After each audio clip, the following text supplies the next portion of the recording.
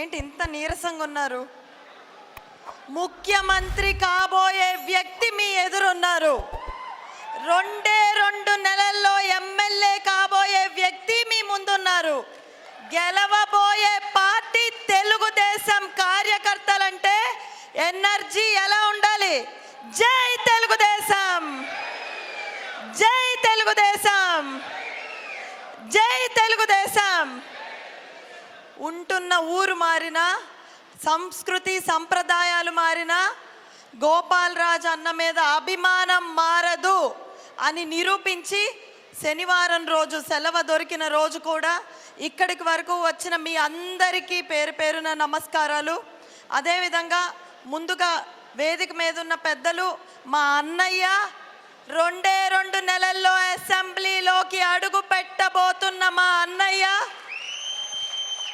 మద్దిపాటి వెంకట్రాజ్ అన్నకి, అదేవిధంగా బాపిరాజు అన్నకి, ఫైర్ బ్రాండ్ మా అక్క జోష్నకకి, మా అన్నయ్య కొండయ్య అన్నకి, అదేవిధంగా ఈ సభ మనమందరం ఈరోజు ఇక్కడ ఉండడానికి దాదాపుగా కొన్ని రోజుల నుంచి ఎంతో కష్టపడుతున్న ఈశ్వరన్న,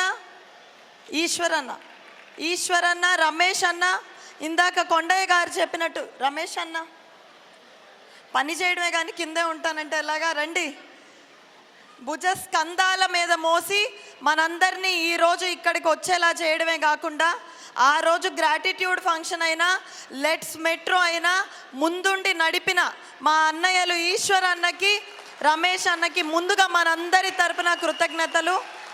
ద్వారకా తిరుమలైనా, ఆ రోజు జరిగిన గోదావరి పుష్కరాలైనా గోపాలపురం పేరు తలుచుకోని వాళ్ళు ఎవరండి? ఈరోజు మనందరికీ ఒక పండగ రోజు, అవునా కాదా? ఈరోజు మనందరికీ ఒక పండగ రోజు అండి. మనందరం కూడా ఎంతో అభిమానించే నారా చంద్రబాబు నాయుడు గారి పుట్టినరోజు.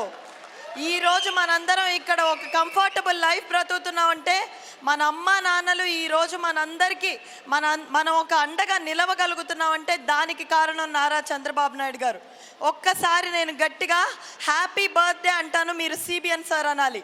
Happy birthday, happy birthday CBN sir, happy birthday CBN sir. We love you CBN sir, we love you CBN sir. Thank you so much. తెలుగువారి ఖ్యాతిని దేశం మొత్తం పరిచయం చేసిన నాయకుడు అన్న నందమూరి తారక రామారావు గారు. తెలుగువారి సత్తాని ఈ ప్రపంచం మొత్తం తెలిసేలా చేసిన నాయకుడు నారా చంద్రబాబు నాయుడు గారు. ఆ రోజు మనం అందరం ఎన్నో రకాలుగా ఇప్పటి వరకు చంద్రబాబు నాయుడు గారిని ఇష్టపడుతూ వస్తున్నాం. కానీ రాళ్ల గుట్టల్లో మహానగరాన్ని నిర్మించి కేవలం సాఫ్ట్వేర్ ఇండస్ట్రీ కాదండి, software, hardware, lawyers, doctors, professors, teachers, principals, ఆఖరికి స్విగ్గీ, జొమాటో, క్యాబ్స్, హోటల్ రంగం, హాస్పిటల్ రంగం, ఈరోజు హాస్టల్స్, ఇలాగ అనేక రకాలుగా ఎన్నో రాష్ట్రాల నుంచి వచ్చిన కొన్ని లక్షల మందికి ఉపాధినిచ్చిన నాయకుడు మన చంద్రబాబు నాయుడు గారు. అంతేకాకుండా ఆయన కేవలం మన రాష్ట్రానికి సంపద కాదండి. ఈరోజు హైదరాబాద్లో మనం అందరం వర్క్ చేస్తున్నాం. మనతో పాటు కన్నడ వాళ్ళు, తమిళ్ వాళ్ళు, మరాఠీ వాళ్ళు, ఒరిస్సా వాళ్ళు, ఇలాగ అనేక ప్రాంతాల నుంచి వచ్చి ఈరోజు ఇక్కడ ఉపాధి పొందుతున్నారంటే చంద్రబాబు నాయుడు గారు కేవలం రాష్ట్ర సంపద కాదు, చంద్రబాబు నాయుడు గారు మన దేశానికి సంపద. ఆయన మన కోసం ఎంత కష్టపడ్డారంటే, చంద్రబాబు నాయుడు గారిని అసలు ఎందుకు మనం ఇంత అభిమానిస్తున్నాం అని అడిగిన వాళ్ళందరికీ చెప్పండి. 1995లో చంద్రబాబు నాయుడు గారు ముఖ్యమంత్రి కాక ముందు మన రాష్ట్ర ఐటీ ఎక్స్పోర్ట్స్ ఎంతో తెలుసా? 25,000 కోట్లు కూడా లేని మన రాష్ట్ర బడ్జెట్ని చంద్రబాబు నాయుడు గారు 2004 నాటికి అక్షరాల 1,00,000 కోట్ల బడ్జెట్కి తీసుకురావడం అంటే అంత సామాన్యమైన విషయం కాదు. ఆ రోజు చంద్రబాబు నాయుడు గారు మనలాంటి యువత కోసం ఫైళ్లు మోసుకొని దేశ విదేశాల చుట్టూ మనందరి కోసం, యువతకి ఉపాధి కోసం ఆ రోజు ఆయన పడ్డ కష్టం మనం ఎవ్వరం మర్చిపోకూడదు. మళ్ళీ 2014లో విభజిత ఆంధ్రప్రదేశ్లో కూడా మనం అంతే కష్టాలతో ఉన్న రాష్ట్రం. మన ఆంధ్రప్రదేశ్ ఒక విభజించిన రాష్ట్రం, అప్పులతో విడిపోయాం, అనాథలా విడిపోయాం. ఆ రోజు 2014లో చంద్రబాబు నాయుడు గారు విడిపోయిన రాష్ట్రానికి ఒక అమ్మలాగా ఆంధ్రప్రదేశ్ని సన్ రైజ్ ఆంధ్రప్రదేశ్గా తీర్చిదిద్దారు. ఏ అంటే అమరావతి, పి అంటే పోలవరంగా మార్చారు. అలా అంత కష్టపడి ఆంధ్రప్రదేశ్ని 2019 నాటికి ఆంధ్రప్రదేశ్ అంటే ఒక పెట్టుబడులు, ఆంధ్రప్రదేశ్ అంటే ఒక పరిశ్రమలు, ఆంధ్రప్రదేశ్ అంటే ఒక పురస్కారాలు, ఆంధ్రప్రదేశ్ అంటే ఒక ప్రారంభోత్సవాలు, ఆంధ్రప్రదేశ్ అంటే ఒక పోలవరం, ఆంధ్రప్రదేశ్ అంటే ఒక పుష్కరాలుగా వెలుగొందిన ఆంధ్రప్రదేశ్ ఈరోజు మన పరిస్థితి ఏంటి? ఆంధ్రప్రదేశ్ అంటే అరాచకాలు, ఆంధ్రప్రదేశ్ అంటే అన్యాయాలు, ఆంధ్రప్రదేశ్ అంటే అత్యాచారాలు, ఆంధ్రప్రదేశ్ అంటే అవినీతి, ఆంధ్రప్రదేశ్ అంటే అదృశ్యాలు, ఆంధ్రప్రదేశ్ అంటే అఘాయిత్యాలు, ఆంధ్రప్రదేశ్ అంటే రాజధాని కూడా లేని రాష్ట్రం. ఈ విధంగా మనం ఈరోజు ఉన్నాం. తెలుగు వాళ్ళగా మనల్ని గర్వంగా తలెత్తుకునేలా చేసిన నాయకులున్న మన రాష్ట్రంలో ఈరోజు రాజధాని ఏంటి అని ప్రపంచం మొత్తం నవ్వే స్థాయికి మన రాష్ట్రం వచ్చింది. మన రాష్ట్రం అంత తేలిగ్గా వచ్చింది కాదండి. అమరజీవి పొట్టి శ్రీరాములు ప్రాణత్యాగం వల్ల ఏర్పడ్డ రాష్ట్రం మనది. ఈరోజు మన రాష్ట్రంలో ఉన్న పరిస్థితి ఏంటో ముఖ్యంగా మేధావులు, చదువుకున్న వాళ్ళు ప్రతి ఒక్కళ్ళు ఆలోచించాలి. ఈరోజు మన రాష్ట్రంలో మనలాంటి యువత చదువుకున్న చదువుకి ఉపాధి అవకాశాలు లేక, ఉద్యోగాలు లేక ఎంత ఇబ్బందులు పడుతున్నారో మనం ఆలోచించాలి. ఆ రోజు చంద్రబాబు నాయుడు గారు మన కోసం ఒక కియా, ఒక ఫ్రాంక్లిన్ టెంపుల్టన్, ఒక హెచ్ఎస్బిసి, ఒక పోలవరం, రైతుల కన్నీళ్లు తుడిచే పట్టిసీమ, ఇలాగ రైతుల కోసం, యువత కోసం, మహిళల కోసం అహర్నిశలు కష్టపడ్డారు. ఆయన కష్టం అంతా ఏ పేపర్ సంపాదించడానికో, పవర్ ప్లాంటులు సంపాదించడానికో, ఏ ప్యాలెస్లు కట్టడానికో పెట్టలేదండి. ఆయన పడ్డ ప్రతి కష్టం, రోజుకు 18 గంటలు కష్టపడింది మనలాంటి యువత కోసం. ఆయనకున్న ఒకే ఒక్క ఆస్తి మనం. ఈరోజు ఆయన కోసం నిలబడాల్సింది కూడా మనమే. ఎక్కడో పక్క దేశంలో ఉన్నా కూడా బిల్ గేట్స్ గారిని మన రాష్ట్రం గురించి చెప్పి ఎక్కడో పక్క దేశంలో ఉన్న బిల్ గేట్స్ని సైతం కన్విన్స్ చేసి తెచ్చి కంపెనీలు పెట్టించిన నాయకుడు చంద్రబాబు నాయుడు గారు.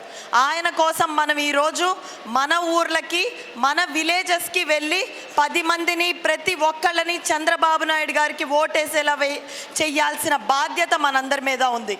ఇది మనం ఎప్పటికీ మర్చిపోకూడదు. ఇందాక జోష్న గారు చెప్తూ చంద్రబాబు గారి కన్నీళ్లు చూసిన ప్రభుత్వం ఇది. చంద్రబాబు నాయుడు గారిని జైలు గోడల మధ్య నిర్బంధించిన ప్రభుత్వం ఇది. ఈ ప్రభుత్వాన్ని ఖచ్చితంగా ఒక బుద్ధి చెప్పాల్సిన బాధ్యత మనందరి మీద ఉంది.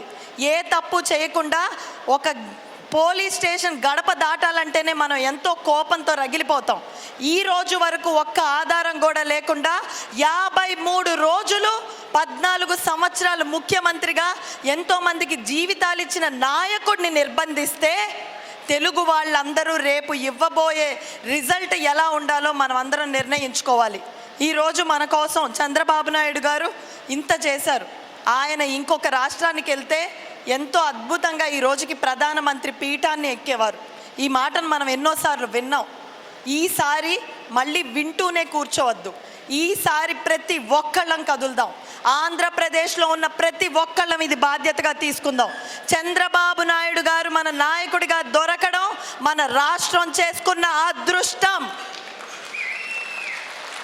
చంద్రబాబు నాయుడు గారికి ఎవ్వరూ లేరనుకునే వాళ్ళకి చంద్రబాబు నాయుడు గారి వల్ల బెనిఫిట్ అయిన మనలాంటి వాళ్ళందరం ఒక సైన్యంలా నిలబడదాం. నారా చంద్రబాబు నాయుడు అనే నేను అన్న మాట వెనక మనలో ఉన్న ప్రతి ఒక్కళ్ళు ఉండేలా చూసుకుందాం. ఈరోజు మన గోపాలపురం 7 సార్లు గెలిచిన నియోజకవర్గం. మన గోపాలపురంకి 2 కళ్ళండి. ఒకటి మన వెంకట్రాజు గారు అయితే 2 మన బాపిరాజు అన్న. ఈ ఇద్దరు మన గోపాలపురం కోసం ఎంతో కష్టపడ్డారు. వెంకట్రాజు అన్న, మీరు ఎమ్మెల్యేగా మీకు స్థానం దొరికిన వెంటనే మాలో ప్రతి ఒక్కరికి దొరికినంత గర్వంగా ఫీల్ అయ్యామన్నా. ఎందుకంటే ఒక సామాన్య మధ్యతరగతి కుటుంబం నుంచి వచ్చి ఒక కార్యకర్త బిడ్డగా ప్రోగ్రామ్స్ కమిటీ చైర్మన్గా ఆయన పడ్డ కష్టం ఏంటో ప్రతి ఒక్కళ్ళకి తెలుసు. మీరు మా కుటుంబం, ఐటీ ప్రొఫెషనల్గా మీరు పడ్డ కష్టం, మీరు పడ్డ శ్రమ మా అందరికీ తెలుసు. తెలుగుదేశం అంటే ఇష్టం ఉంటే, చంద్రబాబు నాయుడు గారు అంటే అభిమానం ఉంటే మహా అయితే ఓటేస్తాం, ఇంకా ఎక్కువ ఇష్టం ఉంటే ప్రచారం చేస్తాం, లేదంటే ఒక 2 వారాలు సెలవు పెట్టుకొని చంద్రబాబు నాయుడు గారి కోసం గ్రౌండ్లో తిరుగుతాం. కానీ జీవితంలో ఉద్యోగాన్ని వదిలేసి చంద్రబాబు నాయుడు గారి కోసం నిలబడ్డ నాయకుడు మన వెంకట్రాజన్న. ఈరోజు ఆయన ఉద్యోగాన్ని మానుకొని సేవ చేద్దాం, నా గోపాలపురం ప్రజలకి నేను నిలబడదాం అని చెప్పి మన ముందుకు వచ్చారు. చంద్రబాబు నాయుడు గారు ఈరోజు వెంకట్రాజన్నకి ఒక ఎమ్మెల్యే సీట్ ఇవ్వగానే నాకు అనిపించింది ఏంటో తెలుసా? ఆయనని గెలిపిస్తే రాష్ట్రంలో తెలుగుదేశం కోసం కష్టపడుతున్న ప్రతి కార్యకర్తని, ప్రతి యువకుడిని, సమర్థవంతంగా నాయకత్వం ఇవ్వగలిగిన ప్రతి ఒక్కళ్ళని గెలిపించినట్టు. ఖచ్చితంగా ఆయన ఎంత కష్టపడుతున్నారో మనం అందరం చూస్తున్నాం. అభ్యర్థిత్వం కానివ్వండి, అది రాక ముందల నుంచే ప్రతి ఇంటికి తిరిగారు. గోపాలపురంలో ఉన్న ప్రతి ఇంట్లో నేను మీకున్నాను అని చెప్పి అండగా నిలిచారు. ఈరోజు ఆయన ఇంటింటికి నడిచారు. గడప గడపకి ఆయన రేపు వస్తే తీసుకురాబోయే మార్పుని తీసుకెళ్లే బాధ్యతని మనం తీసుకుందాం. అదేవిధంగా నేను ఒక్కటే చెప్పాలనుకుంటున్నానండి, పాదయాత్ర చేసిన వాళ్ళెవ్వరూ ఓడిపోయినట్టు చరిత్రలో లేదు. కాబట్టి వెంకట్రాజన్న గెలవడం ఖాయం. ఆ మెజారిటీ ఒక్కటే మనం ఆలోచించాల్సిన విషయం. అలా అని మనం అందరం లాస్ట్ ఎన్నికల్లో చేసిన తప్పు మళ్ళీ చేయొద్దండి. కుందేలు తొందరగానే పరిగెత్తుతుంది, కానీ కుందేలు తొందరగా వెళ్ళగలదని కాముగా కూర్చుంటే ఏమైద్ది? తాబేలు గెలిచిద్ది. మన బిడ్డ స్కూల్ ఫస్ట్ వస్తే ఏమనుకుంటాం? కాలేజ్ ఫస్ట్ రావాలనుకుంటాం, డిస్ట్రిక్ట్ ఫస్ట్ రావాలనుకుంటాం, స్టేట్ ఫస్ట్ రావాలనుకుంటాం. 7 సార్లు గెలిచింది కదా, గోపాలపురంలో మళ్ళీ మనమే గెలుస్తామన్న కాన్ఫిడెన్స్ మనం ఎవ్వరం పెట్టుకోకూడదండి. మహా అయితే కష్టపడితే ఏమవుతుంది? మెజారిటీ పెరిగిద్ది, అంతే కదా. కాబట్టి ప్రతి ఒక్కళ్ళు కూడా మెజారిటీని పెంచి సమర్థవంతమైన నాయకుడికి, ఒక యువకుడికి ఖచ్చితంగా మనం ఈసారి గెలుపుని అందించాలి. ఈరోజు మనకి ప్రత్యర్థి ఎవరో మనందరికీ తెలుసు. ఒక ఎస్సీ మహిళకి హోమ్ మినిస్టర్గా ఇస్తే మహిళలందరం, పార్టీలకు అతీతంగా మేమందరం చాలా గర్వపడ్డామండి. ఎస్సీ మహిళకి ఇచ్చారు. రేపు రాష్ట్రాన్ని గడగడలాడిస్తారు, రాష్ట్రంలో ఉన్న మహిళలందరికీ ఒక అండగా నిలుస్తారు అని మేమందరం గర్వంగా ఫీల్ అయ్యాం. కానీ హోమ్ మినిస్టర్ అంటే హోమ్కే పరిమితం చేసిన ప్రభుత్వం ఈరోజు మనం చూసాం. ఈరోజు మన మద్దిపాటి వెంకట్రాజన్న చంద్రబాబు నాయుడు గారికి ఒక దత్తపుత్రుడి లాగా చంద్రబాబు నాయుడు గారు ఎంకరేజ్ చేసి ఈరోజు ఎమ్మెల్యే సీట్ ఇచ్చారు. చంద్రబాబు నాయుడు గారికి మా నియోజకవర్గంలో ఈ సమస్య ఉంది అని చెప్పి ఫైట్ చేయగలిగిన నాయకుడు మద్దిపాటి వెంకట్రాజన్న. నేను ప్రత్యర్థి గారిని ఒక్కటే అడుగుతున్నా, కనీసం మీరు హోమ్ మినిస్టర్గా ఉన్నప్పుడు ముఖ్యమంత్రి గారి అపాయింట్మెంట్ అయినా దొరికిందా అన్న ప్రశ్నని మీరు అందరూ వేయాల్సిన అవసరం ఉంది.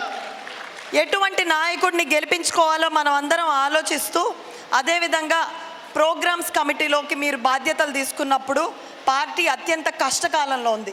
పార్టీ గెలుపు కోసం మీరెంత కష్టపడ్డారో మేమందరం చూసాం. ఈరోజు మీ గెలుపు కోసం మేమందరం కష్టపడతామని మాటిచ్చే వాళ్ళందరూ ఒక్కసారి చేతులెత్తండి. మీ గెలుపు కోసం మేమందరం కష్టపడి వెంకటరాజు గారిని రాజులాగా అసెంబ్లీలో కూర్చోబెట్టాలి. ఆ బాధ్యతని మనం అందరం తీసుకోవాలని తెలియజేస్తూ, ఈరోజు మనం వేయబోయే ఒక్క ఓటు ప్రతి ఒక్కళ్ళు ఆలోచించండి. మనం వేయబోయే ఒక్క ఓటు ఆంధ్రప్రదేశ్కి రాజధానిని తీసుకురాబోతుంది. మనం వేయబోయే ఒక్క ఓటు మన రాష్ట్రంలో ఉన్న మహిళలందరికీ రక్షణ ఇవ్వబోతుంది. మనం వేయబోయే ఒక్క ఓటు యువతకి ఉద్యోగాలు ఇవ్వబోతుంది, రైతుల కన్నీళ్లు తుడవబోతుంది, ఈరోజు భవన నిర్మాణ కార్మికులకి ఉపాధి ఇవ్వబోతుంది. అదేవిధంగా గోపాలపురాన్ని మళ్ళీ ఉన్నత స్థాయిలో తీసుకెళ్ళి గోపాలపురాన్ని మళ్ళీ తీర్చిదిద్దే బాధ్యతని కూడా మీ ఒక్క ఓటే తీసుకోబోతుంది. ప్రతిసారి మనం ఎలక్షన్ల కోసం పోరాడడం వేరు, ఈసారి మనం ఖచ్చితంగా అందరం స్ట్రాంగ్గా పోరాడాలి. ఈ ప్రభుత్వం చేస్తున్న అరాచకాలకు మనకు కష్టకాలంలో తోడుగా నిల్చున్న పార్టీ జనసేన, నిల్చున్న నాయకుడు power star Pawan Kalyan. Glass చిన్నదే కానీ సైన్యం చాలా పెద్దగా ఉంటుంది. పవర్ స్టార్ పవన్ కళ్యాణ్ గారు మనకి కష్టాల్లో ఉన్నప్పుడు తోడుగా నిలిచారు. అదేవిధంగా మనకి మద్దతుగా బీజేపీ వచ్చింది. ఇది మనలో ఎవ్వరం మర్చిపోకూడదు. ఈరోజు సోదరులు మన దగ్గరికి మన కోసం ఎలాగైతే నిలబడ్డారో మనమందరం కలిసి అన్న తమ్ముళ్లాగా నిల్చోవాలి. ఈసారి రాష్ట్రంలో జరగబోయే ఎన్నికలు రెండు రాజకీయ పార్టీల మధ్యలో జరిగేవి కాదండి. ఈసారి రాష్ట్రంలో జరగబోయే ఎన్నికలు మన రాష్ట్ర భవిష్యత్తుని నిర్ణయించబోయే ఎన్నికలు. అనేక పార్టీలు, అనేక నాయకులు వాళ్ళందరూ ఎన్నో త్యాగాలు చేసి మన రాష్ట్రం కోసం నుంచున్నారు. మనం అందరం ఖచ్చితంగా 10 రోజుల ముందల మన ఊర్లకు వెళ్ళి ప్రతి ఎమ్మెల్యేని గెలిపించుకునే విధంగా మనం అందరం కృషి చేద్దాం. ఒక సైనికుడిలాగా నిల్చుందాం. దొంగ ఓటు వేయాలంటే వెన్నులోంచి వణుకొచ్చేలాగా చేద్దాం. కత్తులు, కేసులు, కర్రలు కాదు, కంప్యూటర్ బలమేంటో చూపిద్దాం. చంద్రబాబు నాయుడు గారిని మళ్ళీ ముఖ్యమంత్రిని చేసేంత వరకు విశ్రమించకుండా పోరాడదాం. చంద్రబాబు నాయుడు గారు అగ్ని లాంటి వారు. పవర్ స్టార్ పవన్ కళ్యాణ్ గారు, అదేవిధంగా నరేంద్ర మోదీ గారు వాయువు లాంటి వారు. అగ్నికి వాయువు తోడైతే ఈ రోజున్న ప్రభుత్వం బుగ్గి అయిపోతుంది. ఈ విషయాన్ని మనం అందరం గమనించుకొని సెంటర్ అయినా, స్టేట్ అయినా, పవర్ అయినా, పొగరైనా, పొజిషన్ అయినా, అపోజిషన్ అయినా చంద్రబాబు గారు దిగనంత వరకే. Once CBN steps in, history repeats. మళ్ళీ మన ఆంధ్రప్రదేశ్ అభివృద్ధి పదంలో నడిచే రోజులు దగ్గరున్నాయి.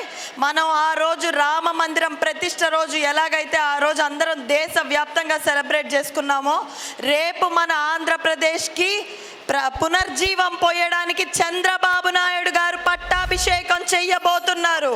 2 నెలల్లో నారా చంద్రబాబు నాయుడు గారు మన రాష్ట్రానికి ముఖ్యమంత్రిగా వచ్చి యువత అందరికీ అండగా నిల్చుంటారని తెలియజేస్తూ గట్టిగా ఒక్కసారి జై చంద్రబాబు, జై చంద్రబాబు, జై తెలుగుదేశం. ధన్యవాదాలండి.